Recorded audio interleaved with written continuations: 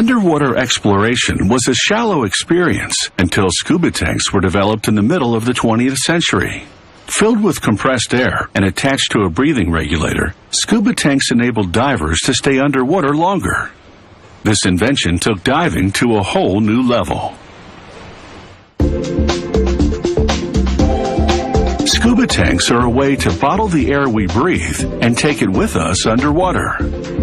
To make aluminum scuba tanks, they start with solid cylindrical chunks called slugs. The aluminum alloy slugs tumble around in a perforated rotating drum, which takes them through a series of chemical baths. The baths clean and treat the surface of the aluminum to prepare the slugs for forming.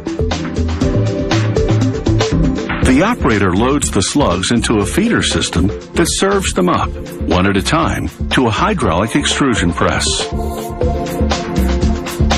An extrusion piston forces the slug into a die inside the press. It hollows and stretches the slug into the shape of a scuba tank.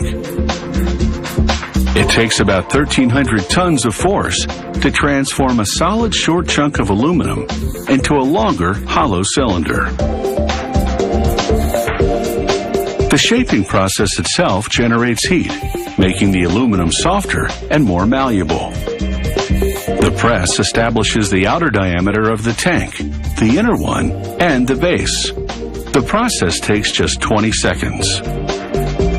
The freshly formed cylinder now spins as a roller applies a lubricant to the open end. The machine ejects the cylinder. Then it's over to the hydraulic neck press. This press forces the opening of the tank into a die to narrow it substantially. This establishes the basic shape of the scuba tank neck. It still needs more work, but first, the tank shape must be firmed up. They heat treat and then quench the scuba tanks in cool water. The shock of the rapid cooling hardens the aluminum. Back to the neck now. A spinning computerized cutter shortens it.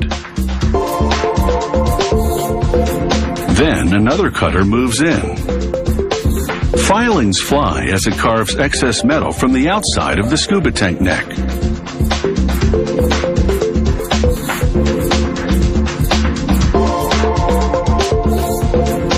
A computerized drill widens the neck hole and cuts a pocket for an O-ring seal.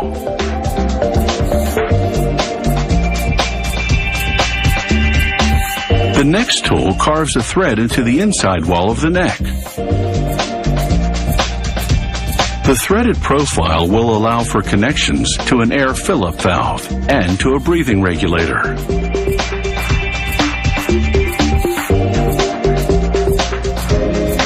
Every scuba tank undergoes a test to measure tank expansion under pressure.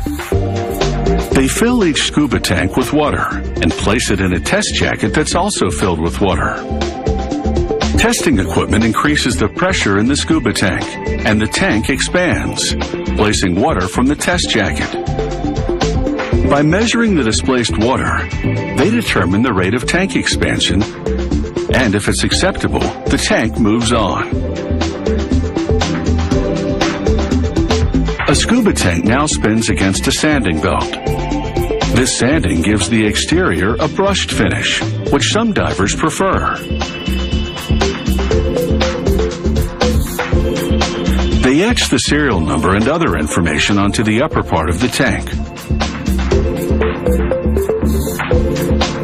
For a more colorful look, the factory applies a vibrant translucent powder coat to the brushed finish. The finish is purely aesthetic. Aluminum doesn't rust, so a natural finish would weather underwater conditions as well as the powder coat. They bake on the powder coat, giving the tanks a glossy look. These aluminum scuba tanks are now ready to take the pressure. Life is sure to be one underwater adventure after another.